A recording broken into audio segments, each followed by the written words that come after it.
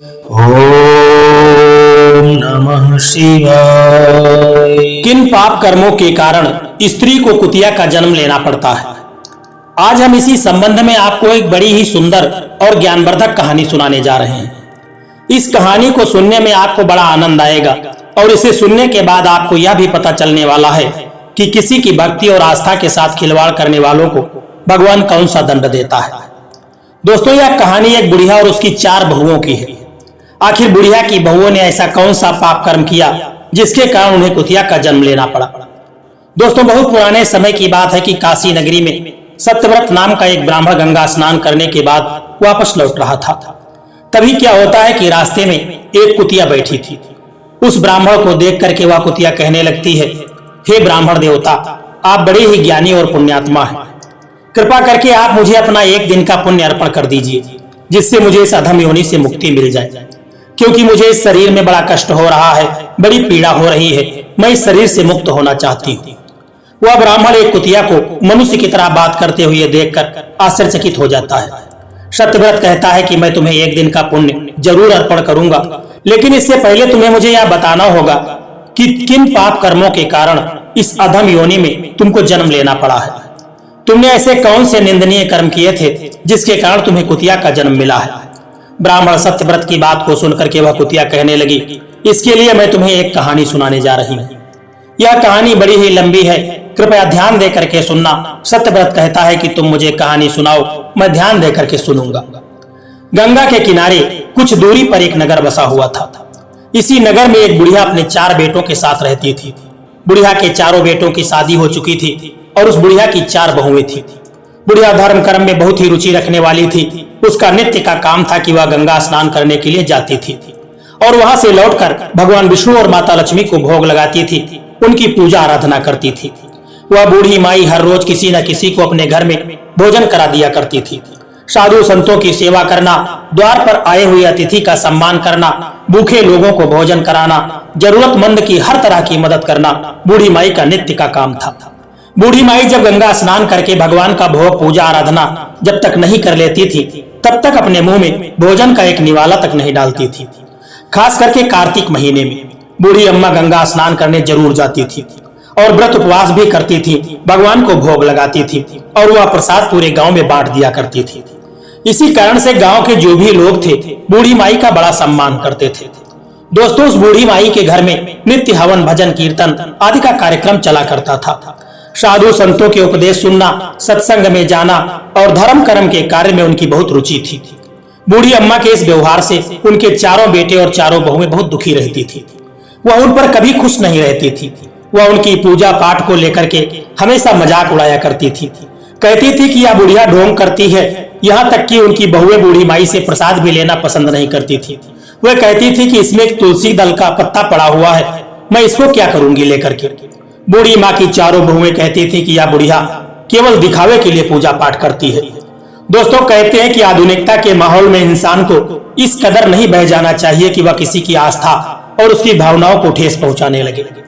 बूढ़ी माँ की 4 बहुएं और बेटे आधुनिकता के माहौल में खो चुके थे। उन्हें भगवान का पूजा पाठ करना, साधु संतों को भोजन खिलाना, दान पुण्य करना और कार्तिक महीने में गंगा स्नान करना, भगवान को भोग लगाना, साधु संतों की सेवा करना, यह सब कोई काम पसंद नहीं था। बूढ़ी माँ जब पूजा पाठ करने बैठती, भगवान के सामने हाथ जोड़ करके कहती कि उनकी 4 बहुएं उनका उपहास करती हैं, उनका मजाक उड़ाती हैं, लेकिन इन सब से बूढ़ी माँ के ऊपर कोई फर्क नहीं पड़ता। वह केवल अपना काम करती, भगवान का भजन करती और उन्हीं में वह मस्त रहती। दोस्तों, कहते हैं कि जो नियम का पक्का होता है, भगवान में जिसका अटूट विश्वास होता है और पूरी श्रद्धा होती है, उस पर किसी के कहने का कोई असर नहीं होता। चाहे कोई अच्छा कहे या बुरा, बस उसे सिर्फ ईश्वर ही दिखाई देता है। दोस्तों, बूढ़ी माँ के पति उसका साथ छोड़कर काफी समय पहले जा चुके थे। उनकी मृत्यु हो चुकी थी। बुढ़िया के बेटे अपनी पत्नियों की बातों में आकर के बूढ़ी माँ से ज्यादा मतलब नहीं रखते थे। ऐसा लगता था कि बूढ़ी माई केवल इस संसार में अकेली है।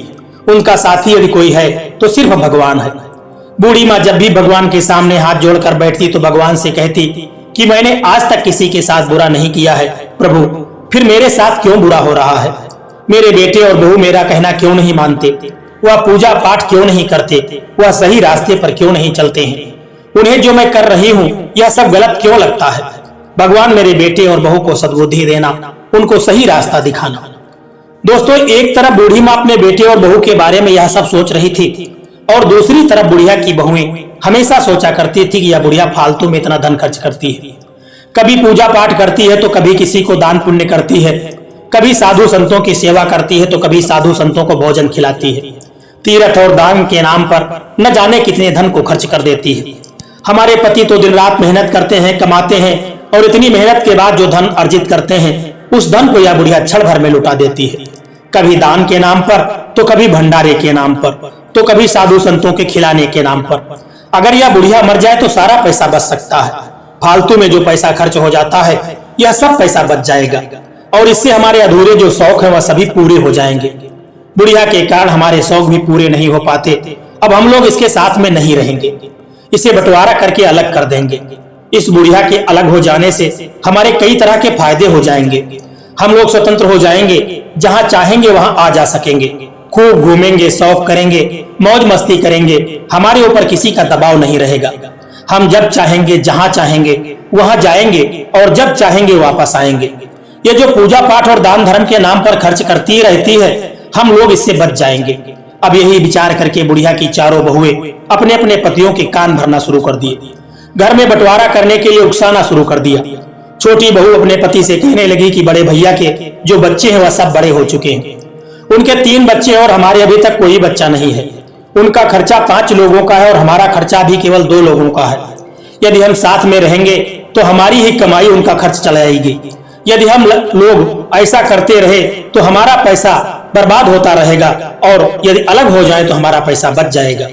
उधर बड़ी बहू अपने पति से कहती है कि देखो पिया जी, अब हमारे जो बाल बच्चे होने थे वह तो हो चुके हैं, लेकिन जो तुम्हारे छोटे भाई हैं उनकी तरफ अभी तक कोई बाल बच्चा नहीं है।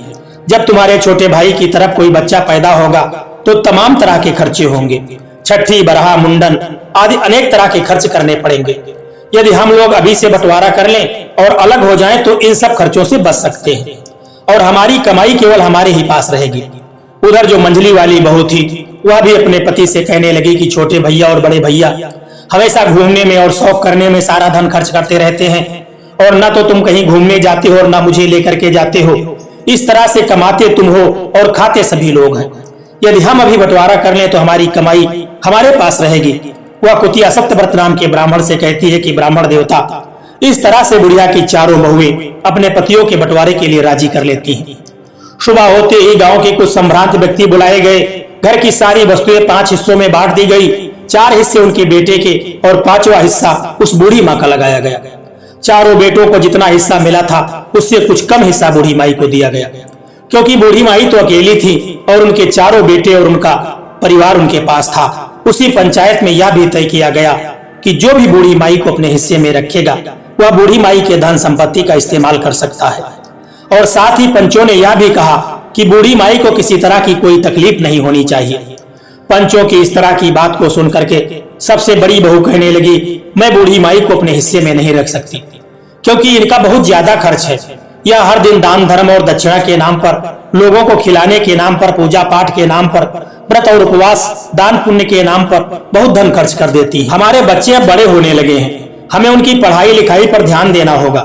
इस तरह से धन खर्च करके हम अपने विकास को नहीं रोक सकते, इसलिए मैं बूढ़ी माई को अपने हिस्से में नहीं रख सकती। इसी तरह से दूसरी बहू, तीसरी बहू और चौथी बहू ने भी अपने हिस्से में बूढ़ी माई को रखने से इनकार कर दिया। इसी तरह से चारों बेटे और बहू ने अपने अपने हिस्से का सामान उठा उठा करके अपने अपने घरों में रख लिया। अब तो बूढ़ी माई सिर्फ अकेली बची थी और वह अकेली ही रह गई। अब इस संसार में भगवान के अलावा उनका कोई नहीं था, क्योंकि बंटवारा होने के बाद उनके बेटे और बहू ने उनकी तरफ ध्यान देना बिल्कुल बंद कर दिया था। वह भूखी हैं, प्यासी हैं, बीमार हैं, कैसी हैं, इन सब से उनके बहू और बेटों से कोई मतलब नहीं था। बूढ़ी माई अब अकेली ही एक झोपड़ी में रहने लगी थी। वह जब भी भगवान के आगे हाथ जोड़कर बैठती तो भगवान से सिर्फ यही प्रार्थना करती कि हे ईश्वर, इस तरह की औलाद किसी को मत देना जो बुढ़ापे में साथ छोड़ दे। माता पिता अपने बेटों को पालने के लिए कितनी तकलीफ और मुसीबतें उठाते हैं, हर तरह की कठिनाई से निकाल करके उन्हें बड़ा करते हैं, उन्हें समाज में रहने लायक बनाते हैं, उन्हें इस तरह से शिक्षा और दीक्षा दिलाते हैं कि वह अपने पैरों पर खड़े हो जाएं। और वही औलाद एक दिन बूढ़े माँ बाप को अकेला छोड़ देती है। कितना स्वार्थी हो गया है आज का इंसान। लेकिन माँ की ममता कहाँ मानने वाली थी। इतना कुछ हो जाने के बाद भी भगवान से यही कहती कि मेरे बेटों को कभी कष्ट मत होने देना, कभी तकलीफ मत देना प्रभु, क्योंकि वह एक माँ थी। वह कुतिया शतव्रत नाम के ब्राह्मण से कहती है कि ब्राह्मण देवता, इतना सब कुछ होने के बाद भी बूढ़ी माई नित्य गंगा स्नान करना, भगवान विष्णु और माता लक्ष्मी की पूजा करना, उन्हें दही मिश्री और तुलसी के पत्ते का भोग लगाना, दान दक्षिणा देना, पूजा पाठ करना, सत्संग में जाना, भगवान का भजन कीर्तन करना, लोगों को भोजन खिलाना, गरीबों की मदद करना कभी नहीं छोड़ा। दोस्तों, जिसके 4 बेटे बहू हो और वह अपनी माँ से मिलने ना आए, उसे पराया कर दे तो कितना कष्ट होता होगा, जरा कल्पना कीजिए। बुढ़िया अकेली होने के कारण अपनी झोपड़ी में बैठकर यही सब बातें सोच सोच करके रोया करती थी। दोस्तों, एक दिन क्या होता है, बुढ़िया अकेली झोपड़ी में बैठ करके रो रही थी। तभी एक युवक आवाज लगाता है, दादी दादी दरवाजा खोलो। बुढ़िया जब झोपड़ी का किवाड़ खोल करके देखती है तो वह आश्चर्यचकित हो जाती है, क्योंकि इतना सुंदर युवक आज तक उसने अपने जीवन में कभी नहीं देखा था। उसकी निगाहें उस युवक के चेहरे से हटती ही नहीं थी। तभी वह लड़का कहता है कि दादी, आपने मुझे शायद पहचाना नहीं, मैं आपके गांव से आया हूँ। मुझे मेरे पिता ने आपकी सेवा करने के लिए भेजा है। मेरे पिताजी कह रहे थे कि आप अकेली रहती हैं, इसलिए मैं आपकी सेवा करने के लिए आया हूँ। बूढ़ी माई ने कहा, क्या सच में तुम मेरे मायके से आए हो? मैंने तो तुम्हें कभी वहां देखा ही नहीं। तभी वह हंसते हुए युवक कहता है कि मेरा नाम कन्हैया है दादी, मैं आपके चचेरे भाई का पोता हूँ। मेरे पिताजी ने मुझे बताया था कि आपके बेटे और बहू ने आपको अकेला छोड़ दिया है, इसीलिए मैं आपके साथ रहने के लिए आया हूँ और आपकी सेवा करने के लिए आया हूँ। इतना सुनते ही बूढ़ी माई ने कन्हैया को अंदर बुला करके एक टूटी हुई चारपाई पर बैठ जाने के लिए कहा और बूढ़ी माई ने सुबह जो भगवान को भोग लगाया था वही ला करके कन्हैया को पानी पिला दिया।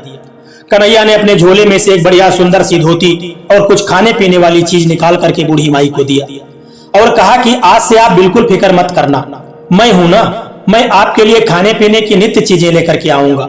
आज से आप खाना मत बनाना, सुबह शाम भोजन और पूजा पाठ के लिए जो भी जरूरी चीजें हैं मैं सभी लेकर के आपके लिए आऊंगा। इस तरह से कन्हैया रोज आकर के बूढ़ी माई की सेवा करता और खाने पीने वाली सामग्री दे करके चला जाता था। बुढ़िया कन्हैया को लाख लाख धन्यवाद देती, कहती कि बेटा, अपनों ने मुझे तो ठुकरा दिया और तुम बेगाने होकर के मुझको अपना लिया। मेरे दुख और दर्द को समझा तुमने। तुम्हारे जीवन में सुख शांति समृद्धि हमेशा बनी रहे, भगवान तुम पर कृपा करते रहे। इस तरह से हजारों आशीर्वाद कन्हैया को वह बूढ़ी माई रोज देती। अब तो बूढ़ी माई के दिन बड़े ही मजे से कट रहे थे। वह भगवान के सामने हाथ जोड़ के बैठती तो कहती है, भगवान तुम्हारी लीला बड़ी न्यारी है। जो आपके सहारे होता है उसे आप कभी बेसहारा नहीं करते हैं। आपने हमारे दुख दर्द को दूर करने के लिए कन्हैया को भेज दिया। आपकी लीला बड़ी न्यारी है। अब तो मैं बूढ़ी माई रोज भगवान को अधिक मात्रा में माखन मिश्री और तुलसी के पत्ते का भोग लगाती और वह प्रसाद पूरे गांव में बांट दिया करती थी। बुढ़िया का सुख उसकी चारों बहुओं से देखा नहीं जाता था। वह मन ही मन उससे जला करती थी, ईर्ष्या करती थी। वह सोचती थी कि इसके यहाँ कोई कमाने वाला भी नहीं है, फिर यह इतना तंदुरुस्त और इतना प्रसन्न कैसे रहती है? इसका खर्चा कैसे चलता है? या कहां से पैसा लेकर के आती है जो पूरे गांव में प्रसाद बांटती है? हम लोगों के शरीर में तो बोटी भी नहीं चढ़ती और यह बुढ़िया दिनों दिन मोटी तगड़ी होती जा रही है। हमने सोचा था कि हम इसे अलग कर देंगे तो यह भूख प्यास के कारण जल्दी मर जाएगी और इसका सारा धन हम लोगों के पास आ जाएगा, लेकिन यह तो दिनों दिन खा खा करके तगड़ी होती जा रही है। बुढ़िया की चारों बहुओं ने निर्णय किया कि जब यह बुढ़िया अपनी झोपड़ी से कहीं बाहर चली जाए तो चल करके देखना चाहिए कि आखिर इसका खर्च कहां से चलता है। दूसरे दिन सुबह जब बुढ़िया गंगा स्नान करने के लिए चली गई तो उसकी चारों बहुएं झोपड़ी में घुस गई। झोपड़ी में पहुंचते ही उनके आश्चर्य का ठिकाना नहीं रहा। सभी तरह की खाने वाली चीज उस झोपड़ी में मौजूद थी। अनेक तरह के फल, मिठाइयां, सूखे मेवे, दाल, चावल, आटा, सब्जी, घी, सब कुछ काफी मात्रा में रखा हुआ था। दोस्तों, जिस घर में भगवान मेहरबान हो और जिसकी सेवा स्वयं भगवान करते हो, भला उसके घर में किसी प्रकार की कभी कोई कमी हो सकती है? उसे किसी तरह का कोई कष्ट हो सकता है? कदापि नहीं। बुढ़िया की चारों बहुएं आपस में विचार करती हैं कि हम लोग तो दिन रात काम में लगे रहते हैं और यह बुढ़िया मौका पा करके हम लोगों के घर से ही सामान को चुरा चुरा करके लेकर के आती है और अपने घर में रखती जाती है। इसे मजा चखाना चाहिए। इस तरह से बुढ़िया की झोपड़ी में रखा सारा सामान चारों बहुएं अपने अपने घरों में उठा करके ले जाती हैं। चारों बहुएं ने देखा कि बुढ़िया के सारे सामान में तुलसी के पत्ते पड़े हुए थे। उन चारों ने तुलसी के पत्तों को निकाल करके गंदे नाले में फेंक दिया। दोस्तों, तभी क्या होता है, एक घटना घटती है। उन चारों के शरीर पर भूरे रंग के बाल उगने लगते हैं। उनके हाथ और पांव के नाखून बड़े बड़े होने लगते हैं। उनके कान बड़े बड़े हो जाते हैं। ऐसी विचित्र दशा अपने शरीर की देख करके वह चारों दर्पण के सामने जाकर के अपना जब मुंह देखती हैं तो उनका मुख कुतिया की तरह हो चुका था। वह चारों चिल्लाने लगती हैं, लेकिन उनकी मदद करने वाला वहां पर कोई मौजूद नहीं था, क्योंकि यह दंड स्वयं भगवान ने उनको दिया था। और जब भगवान की लाठी पड़ती है तो आवाज नहीं करती, लेकिन दर्द बहुत देती है। बुढ़िया की चारों बहुओं को उनकी करनी का फल मिल चुका था। सारे गांव में यह दृश्य देख करके हड़कंप मच चुका था। उनके पति और उनके बच्चे उनको पहचान नहीं पा रहे थे। बच्चे कह रहे थे कि पिताजी, मम्मी को क्या हो गया है, लेकिन कुछ भी किसी की समझ में नहीं आ रहा था कि यह कैसे हुआ है और इसके पीछे क्या होगा और इसके बाद क्या होगा। कुतिया बनी चारों बहुएं कुछ अपनी भाषा में कह रही थी, लेकिन उनकी बातों को कोई समझ नहीं पा रहा था। सभी लोग बूढ़ी अम्मा के आने का इंतजार कर रहे थे कि अब तो वही कुछ कर सकती हैं। दोस्तों, सारा गांव वहां पर इकट्ठा हो चुका था। सभी बूढ़ी माई के लौटने का इंतजार कर रहे थे। कोई कह रहा था कि यह सब बुढ़िया के साथ बुरे बर्ताव के कारण हुआ है। यदि यह सब मिल करके उनको अलग नहीं करते तो यह सब नहीं होता।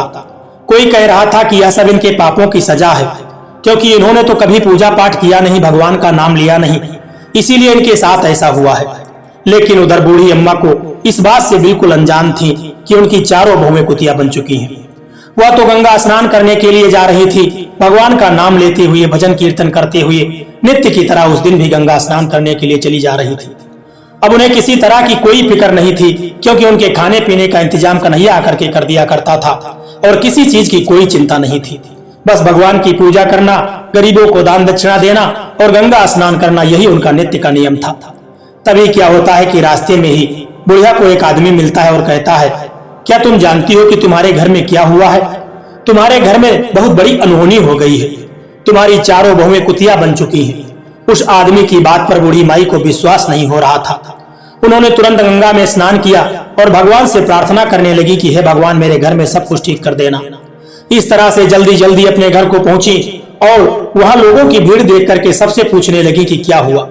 तभी वहां पर जो लोग थे वे सब कहने लगे, पहले उनके चारों बेटे रोते हुए कहने लगे कि माँ, हमसे बहुत बड़ा अपराध हो गया, बहुत बड़ी भूल हो गई है। इन चारों ने तुम्हारे घर में घुस करके जितना भी खाने पीने वाला सामान था वह सब कुछ उठा लाई और उसमें जो तुलसी के पत्ते थे उनको उठा करके गंदी नाली में फेंक दिया और तभी से यह चारों कुतिया बन गई हैं। इसके आगे मुझे नहीं पता, इनके पापों की सजा इनको मिल चुकी है। अब तुम ही कुछ करो माई। इतने में ही क्या होता है कि एक साधु महाराज वहां पर पहुंच जाते हैं। बूढ़ी अम्मा साधु महात्मा के चरणों में गिर जाती हैं और कहती हैं कि महाराज, यह सब क्या हो गया है? मेरी चारों बहुएं इस रूप में कैसे आ गई? साधु महाराज जब ध्यान में जाकर के देखते हैं तो साधु महाराज कहते हैं कि माई, यह सब तुम्हारे पुण्य का प्रभाव है। तुम्हारे साथ इन्होंने गलत किया, उसी का यह फल है। इन चारों ने तुम्हारे साथ कभी अच्छा नहीं किया। यह चारों तुम्हारे पूजा पाठ दान दक्षिणा देने पर हमेशा चिढ़ा करती थी, ईर्ष्या करती थी तुमसे। तुम्हारी सेवा करना तो दूर रहा, इन्होंने कभी तुम्हें सुखी नहीं देखना चाहा। बूढ़ी अम्मा को ज्यादा परेशान देख करके साधु महाराज कहने लगे कि माई, परेशान मत हो, इसका उपाय है, यह चारों ठीक हो सकती हैं। लेकिन इसके लिए कार्तिक मास में तुम्हारे गंगा स्नान के बाद जो पानी बचेगा उससे इन्हें स्नान करना पड़ेगा और ब्राह्मणों को भोजन कराना होगा, दान दक्षिणा देना होगा और उनके जूठे भोजन से इन चारों को भोजन करना होगा। तब जाकर के ये अपने वास्तविक रूप में वापस आएंगे। दोस्तों, बुढ़िया की चारों बहुएं कुतिया के रूप में आंगन में बैठी रहती और उनके पतियों को घर का सारा काम करना पड़ता था। बुढ़िया के बेटे घर का काम और अपनी पत्नियों के रूप में देख करके ऐसे कुतिया को देख करके परेशान रहते थे और उनके बच्चे अपनी माँ के रूप को देख करके परेशान रहते थे। बुढ़िया के पोते और बेटे दोनों कहते कि माँ, यह सब अपने वास्तविक रूप में कब आएंगी? बुढ़िया कहती, सब ठीक हो जाएगा, चिंता मत करो, भगवान सब कुछ ठीक कर देंगे। दोस्तों, धीरे धीरे समय बीतता गया। कार्तिक पूर्णिमा आ गई। कार्तिक पूर्णिमा के दिन बुढ़िया और उसके चारों बेटे गंगा स्नान के लिए गए और वहां से स्नान करने के बाद जब वापस लौटे तो भगवान की पूजा पाठ की और भगवान विष्णु और माता लक्ष्मी का भोग लगाया। उसके बाद 51 ब्राह्मणों को भोजन करवाया, उन्हें उचित दान दक्षिणा दी। इसके बाद बुढ़िया ने अपनी चारों बहुओं को बुलाया और उनके ऊपर गंगा जल छिड़का और अपने स्नान से बचा हुआ पानी छिड़क दिया और उन चारों ने ब्राह्मणों के जूठे भोजन को बड़े प्रेम से करना शुरू कर दिया। बुढ़िया ने हाथ में गंगा जल लेकर के अपने कार्तिक मास का सारा पुण्य उन चारों को दे दिया। देखते ही देखते चमत्कार हो गया, वह चारों अपने वास्तविक रूप में आ गई। उन चारों की आंखों में पश्चाताप के आंसू थे। वह चारों बुढ़िया के पैरों में गिर पड़ी और माफी मांगने लगी, माता जी मुझे माफ कर दीजिए, मैंने तुमको बहुत सताया है, मैंने कभी पूजा पाठ नहीं किया, मैंने तुम्हारे घर में चोरी किया, मैंने तुलसी के पत्तों को नाले में फेंक दिया, यह सारे अपराध हमने किए थे। भगवान ने इन्हीं पाप कर्मों की सजा हमको दी थी। बूढ़ी माई अपने चारों बहुओं को उठा करके अपने गले से लगा लेती है और अपने चारों बेटों को बुला करके कार्तिक मास और गंगा स्नान का फल बताती है। अब बुढ़िया के चारों बेटे और चारों बहुएं नास्तिक से आस्तिक बन चुकी थी। उनके घर में हर रोज पूजा पाठ नित्य हवन हुआ करता था। उनके बेटे और बहुएं सब सत्संग के लिए जाया करती थी, भगवान का भजन कीर्तन करते थे, दान दक्षिणा देते थे, भोजन कराते थे भूखों को, और कार्तिक मास में गंगा स्नान करके ब्राह्मणों को भोजन कराते और भगवान को भोग लगाते। बुढ़िया के चारों बेटे जो अभी तक अलग अलग रह रहे थे, वह सब एक साथ मिल करके रहने लगे और बूढ़ी माई को अपने साथ में रखने लगे। चारों बहुएं अपनी बूढ़ी माई की खूब सेवा करती, बेटे भी अपनी माँ का बहुत ख्याल रखते थे। इसी तरह से उस बुढ़िया के घर में फिर से खुशहाली आ गई। ब्राह्मण सत्यव्रत कहानी सुनने के बाद उस कुतिया से कहता है कि तुमने कौन सा पाप कर्म किया था जिनके कारण तुम्हें कुतिया का रोग मिला। कुतिया कहती है कि मैंने अपने पति के होते हुए भी पर पुरुषों से समागम किया, कभी भगवान की पूजा पाठ नहीं की, हमेशा अपने पति का अपमान करती रही, हमेशा उनसे बातें लड़ाती रही, अपने सास ससुर की कभी सेवा नहीं की और जिन लोगों को पूजा पाठ करते हुए देखती थी हमेशा उनका उपहास करती थी। हे ब्राह्मण देव, इन्हीं पाप कर्मों के कारण मैं सधम योनि को प्राप्त हुई हूँ। जो भी इंसान किसी की आस्था के साथ खिलवाड़ करता है, उसकी भावनाओं को चोट पहुंचाता है, भगवान का अनादर करता है, अपमान करता है, वह चाहे स्त्री हो या पुरुष, उसे कुत्ते या कुतिया की योनि में जन्म लेना पड़ता है। हे ब्राह्मण देव, कृपा करके आप मुझे अपना एक दिन का पुण्य अर्पण कर दें तो मेरी सदगति हो जाए। ब्राह्मण सत्यव्रत कुतिया की बात को सुनकर के हाथ में गंगा जल लेकर के अपना एक दिन का पुण्य उसे अर्पण कर देता है और देखते ही देखते वह सुंदर युवती में परिवर्तित हो जाती है और भगवान के परमधाम को चली जाती है। दोस्तों, यह कहानी आपको कैसी लगी है प्यारा सा कमेंट करके जरूर बताना, और वीडियो आपको अच्छा लगा है, पसंद आया है तो इस वीडियो को लाइक शेयर करना और चैनल को सब्सक्राइब करने की भी कृपा कर देना। जय श्री कृष्णा, राधे राधे।